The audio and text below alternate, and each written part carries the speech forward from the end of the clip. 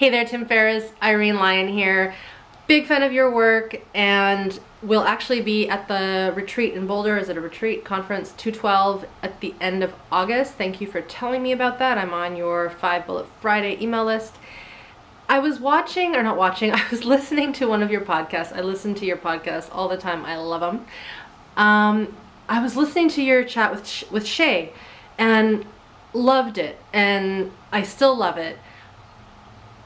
And what I wanted to reach out to you on was when he talked about how you asked him about parenting advice, about being a dad.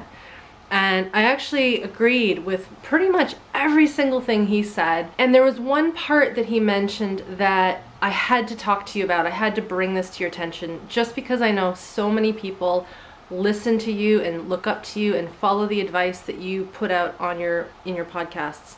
And that had to do with allowing a baby to cry itself to sleep, or walking away from a baby that is crying. And I do not, this isn't a shame towards Shay, but it's part of the work I do. So quick little side note, I am a nervous system specialist. I help people recover from addictions, depressions, trauma, anxieties, life events that are really horrific, but also life events that are more insidious and less kind of in our face. People that have struggled with early trauma, developmental trauma. I know from listening to your show and various other interviews that you were born a preemie, and with such things we have these pieces that we need to work on as adults because our nervous system doesn't get a good start at the beginning. So I'm going to rewind a second. Bit of science fact, and I know you like the science. This is why I wanted to make this video. When a little baby is born, they have a very primitive nervous system working. Their main nervous system that works is the one that shuts down. It's part of the parasympathetic nervous system. It's called the dorsal vagal complex, which is just a fancy word for saying the part of the nervous system that goes into shutdown when there is too much stimulus. So when a baby is upset, it's usually because it's hungry, it's wet or poopy in its diaper, or it doesn't feel right. Something isn't right. There's an adult around that is either not well, or is nervous themselves, or is in their own trauma cycle. And here's the thing. When a baby is born, they only have that part working really well. The part of their social engagement nervous system, which is what allows me to talk to you and you to listen to this, allows us to regulate our heart rate when we get stressed. Babies don't have that on board, and we have to teach it to them. That's our job as human beings, as parents and caregivers, is to teach these little new beings that have so much going on how to self-soothe and regulate. What occurs when a little one is crying and we leave them to cry is they will eventually settle down, but it's not because they're self-soothing and they're doing so in a healthy manner. It's because the system goes into distress, a bit of a shock, and then it shuts down. It goes into what we call the freeze state. Now, I'm going to put another piece to this. I don't want to assume, but I am going to assume that you've heard of the vagus nerve. So the vagus nerve comes out of our brainstem. There's two parts to it. The back part, the dorsal part, is the part that babies have when they're born, and you and I have it as well. If we were to go into shock or into dissociation, that we want that nerve to come on to protect us from harm and threat. The front part of that nerve, the vagus nerve, goes down the front of the brainstem and attaches to our face, our inner ear, larynx, pharynx, our heart, our lungs, everything above the diaphragm. That is not working when we're born. And that front part of the vagus nerve, it's myelinated, so it's a very evolved nerve. But because it's evolved and more higher up there on the evolutionary scale, like I said, we need to learn how to use that when we are young. And we learn it by attuning and attaching to the primary caregiver that we have.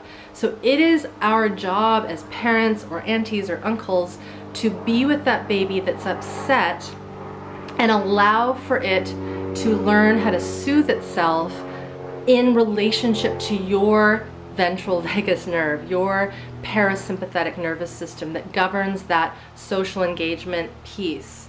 So if I go back to this problem with allowing little ones to cry themselves to sleep, it is a little trauma. And every time we allow a little one to cry themselves to sleep and to try to self-soothe when they don't have this myelination on board, we're kind of giving them another dose of anxiety and another dose of depression. So this is actually what eventually breeds later on mental illnesses, depressions, anxieties, addictions, where we don't know how to soothe ourselves, therefore we have to seek out other external means to bring our nervous system down. If we can teach babies at the very beginning how to self-soothe via parental care, via attunement and soothing from the mother or the father's parasympathetic nervous system, we allow that baby to grow really healthy into a toddler and a child and a teenager, etc. I don't want to dive too much into the science because I could go off and off on this. I obviously would love to connect with you at the Boulder retreat. I hope to. But this is a big issue in our culture, especially North America. As I mentioned, I've been listening to your podcast. The one with Sebastian Junger is so key because he talks about the importance of skin-to-skin contact with babies, how very few children in our North American world sleep with their parents. They're left alone in their room. And while he didn't get into the physiology of why that isn't good, trust me when I say it's not good. My main job right now is to work with adults who didn't have that attunement and attachment and secure bonding when they were young. And I can tell you, over time, these things don't get better. Time doesn't heal these early attachment wounds, these early trauma wounds. We need to work at them head on from the nervous system level, which is what I do. I'm gonna leave it at that. Like I said, when I heard him say that, I was like, oh no, please don't say that, but he did. And I'm just wondering if you would be interested in putting an addendum to that one, mainly because people look up to you, they listen to you, they listen to your advice, and that piece of advice was wrong. It actually was really wrong.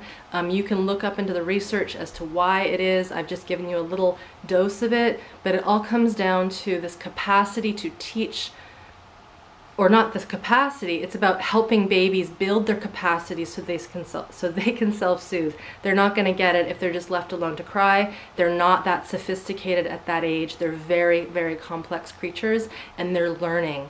We have to teach them how to myelinate that part of their vagus nerve from the beginning so they have foundation throughout their years and into adulthood. There is research that is talking about this, how when we don't get that, it leads to chronic illness and other problems later in life. It's a big story, but it's an important story. All right, I will leave it at that. Take very good care, and we will see you in Boulder in August. Bye for now.